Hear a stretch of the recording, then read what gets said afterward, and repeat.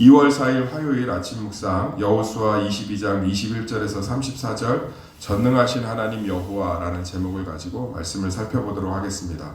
어제 이어서 그 요단 동편에 거주하는 그 2.5지파 있잖아요. 므낫세 지파, 갓 지파, 그다음에 므낫세 반지파, 르우벤 지파, 갓 지파 이렇게 해서 2.5지파가 이제 요단 동편의 땅을 분배받았죠. 원래는 그러면 안 돼요. 요단을 건너와서 요단 지역에 있는 가나안을 전체를 다 점령해야 되는데 어쩔 수 없이 이제 거기에 머무르게 되었습니다. 모세가 허락을 했고 하나님도 허락을 해서 대신 이제 조건이 있었다고 그랬죠. 전쟁이 나면 요단 서편, 그러니까 요단강 건너 그 안쪽 가나안 땅에서 전쟁이 나면 제일 앞장서라. 근데 돌아가는 길에 단을 좀 쌓은 것 같아요. 우리식으로 얘기하면 좀 뭐 예배 처소를 좀 만든 것 같아요.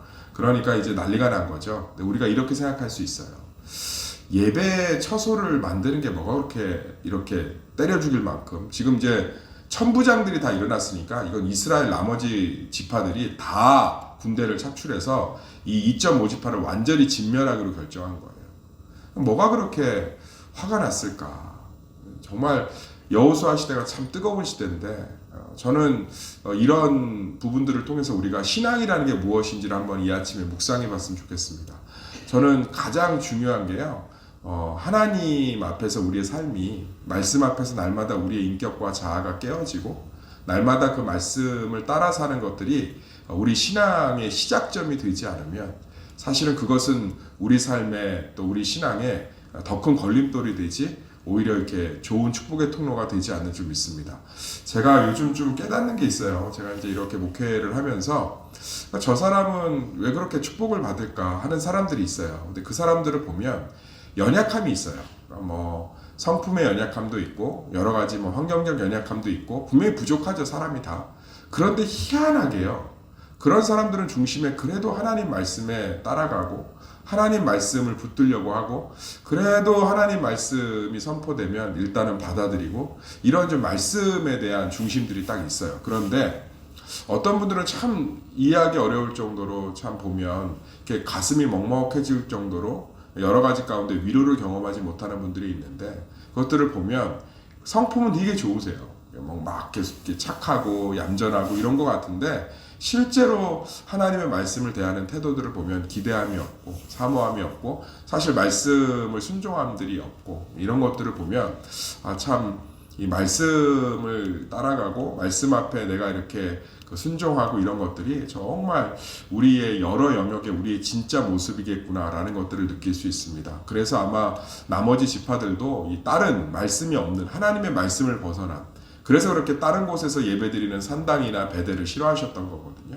그런 것들을 강력하게 하나님께서 싫어하시니까 아마 여호수아와 지파들도 이건 도저히 안 된다, 용서할 수 없다, 어떻게 다른 예배를 드릴 수 있냐 이러면서 아마 이제 그 전쟁을 일으키려 결심한 것 같아요. 그런데 뭐 해프닝이었죠, 오해였죠. 지파들 그 2.5지파가 이제 그 얘기를 하잖아요. 이것이 다른 예배를 드리기 위함이 아니라 기억하기 위함이다. 우리가 이렇게 하나님께 순종했더니 이렇게 기쁨이 임하고 또 하나님께 순종했더니 이렇게 하늘의 분깃을 주시고 하나님께 순종했더니 이렇게 감사함이 넘치는 거 우리가 잊지 말자. 우리가 원래는 요단 서편의 땅을 차지해야 될 민족인데 은혜로 긍휼로 동편에 거주하게 됐으니까 우리 후손들이 잊을까 봐 정말 어떤 일이 있어도 항상 선봉에 서서 하늘의 분깃, 이 땅의 분깃들을 같이 누리자 이런 기억하기 위해서 이 제단을 쌓았다. 그랬더니 오해가 풀리고 너무 좋아하잖아요. 이 구약 성경의 정말 중요한 그 흐름 중에 하나가 기억이에요, 기억. 우리는 기억을 과거의 사건을 떠올리는 것으로 이해하는데 성경에 말하는 기억은 증거의 개념이 훨씬 더 강합니다. 그러니까 예를 들면 이런 거예요. 어떤 음식점을 갔는데 그 음식점의 음식이 맛이 없어요. 그러면 그것은 우리에게 기억이 되죠. 그리고 그것이 증거가 되어서 절대로 그 음식점을 다시는 가지 않습니다. 마찬가지예요. 구약의 굉장히 중요한 신앙의 요소가 기억이에요. 근데 그 기억이 증거예요. 무슨 얘기냐면 우리가 요단을 건너서 하나님의 뜻대로 순종했을 때 놀라운 축복을 얻은 것을 증거로 기억하고 겁내지 말고 염려하지 말고 건너가서 하나님의 뜻대로 형제를 도우라는 거예요. 그러니까 이것이 우리에게 적용되면 성경에 있는 모든 말씀은 과거의 사건이기도 하지만 증거가 되는 줄 믿습니다. 많은 사람들이 하나님에게 증거를 요구해요. 네. 빌립도 요구하지 않습니까? 하나님을 보여주시옵소서. 그랬더니 예수님 뭐라고 그러죠? 야, 네 앞에 있는데 뭘 보여주냐. 그러니까 우리는 우리의 삶이 어떻게 될지, 이 문제가 어떻게 될지 굉장히 궁금해해요. 그러면서 하나님한테 표적과 증거를 정말 많이 구합니다. 사도행전에 보면 바울의 서신서에 보면 끊임없이 유대인들은 표적을 구해요. 증거를 요구한다고. 증거. 그런데 예수님이 십자가에 죽으시고 3일 만에 부활하시고 외에는 증거할 것이 없다고 예수님 얘기하셨잖아요. 예, 요나가 물고기 뱃속에서 3일 있다가 니느웨 회개를 선언하고 나온 것처럼 인자가 십자가에 죽고 3일 만에 부활하는 것 외에는 증거가 없다.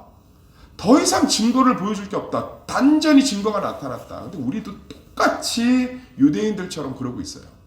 하나님, 우리 지금 사업이 어렵게 됐는데 어떻게 될 겁니까? 증거, 표적을 보여주십시오. 분명한 응답을 보여주십시오. 하나님, 우리 가정에 이런 문제가 있는데 증거를 보여주십시오. 하나님, 이제 우리 이거 어떡합니까? 증거를 보여주십시오. 하나님, 이거 어떡합니까? 우리 자녀들 지금 이런저런 문제로 힘들어하는데 증거를 보여주십시오. 제가 명확하게 얘기할게요. 이제 좀 믿으세요. 증거를 보여드릴 테니까. 예수 그리스도가 끝까지 함께 하실 줄 믿습니다.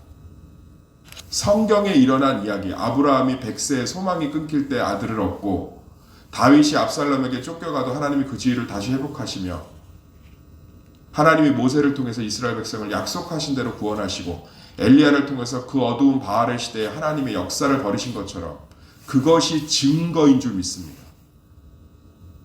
그러니까 우리는 분명한 거예요. 우리는 하나님의 복음의 분명한 증거 가운데 있는 줄 믿습니다. 저는 이제 일기를 안 빼고 쓰잖아요. 제가 일기를 읽어보면 정말 사람이 망각의 동물이라는 걸 깨달아요. 똑같은 일을 끊임없이 반복해서 겪거든요. 똑같은 아픔을. 그런데 그때마다 일기에는 뭐라고 써있냐면 이 일이 어떻게 될까? 너무 힘들다. 이 일이 해결될까? 이게 정말 이렇게 정리가 될까? 그런데 몇 달 뒤 또는 며칠 뒤 일기를 보면 항상 하나님을 찬양하고 있어요. 그럼에도 불구하고 목사임에도 불구하고 말씀을 믿고 일기를 매일 쓰면서도 또 문제가 오면 흔들려요. 성령 안에서 다시금 복음의 증거, 말씀의 증거를 붙드시기를 소망합니다. 그러니까 르우벤 지파하고 이 나머지 지파들이 그거예요. 이 제단에 쌓은 게 다른 예배를 드리려고 하는 게 아니라 기억하라는 거다. 이 증거를 보라는 거다. 이때 역사하신 하나님이 지금도 역사하신다.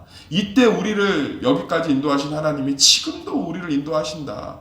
우리 후손들이 잊을까봐 써있잖아요. 우리 후손들이 잊을까봐. 우리 후손들이 정말 여기 보면 27절, 28절, 29절에 계속 그 얘기잖아요. 르우벤 지파하고 나머지 지파들이 우리 후손들이 잊을까봐 이단을 쌓았다. 이거 보고 기억하라는 거다. 증거로 삼으라는 거다. 사랑하는 성도님들, 지금 왜 우리 가운데 기도하고 간구하면 하나님이 증거를 안 보여주신지 아세요? 기도가 부족해서 믿음이 부족해서가 아니고요. 부족할 수가 없죠. 우리 기도의 끝에 예수님의 이름으로 구하는데 자꾸 뭐가 부족하다는 얘기 좀 그만하세요. 그럼 예수님의 십자가를 저 하수구에다 갖다 버리는 기분이 들어서 복음 사역자로서 복음에 확신 있는 목사로서 굉장히 힘들어요. 우리 이름 끝에 김호 목사 이름으로 기도하시는 분 계세요?